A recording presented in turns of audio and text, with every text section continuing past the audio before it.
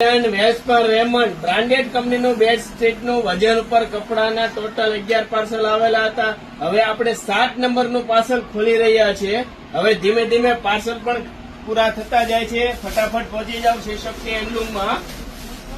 Branded કંપનીનું બેડશીટનું કાપડ વજન ઉપર એકદમ નોર્મલ સેકન્ડમાં તમારે 500 થી લઈને 600 રૂપિયામાં કિંગ સાઇઝની બેડશીટ બની જાય, એ પણ કંપનીની.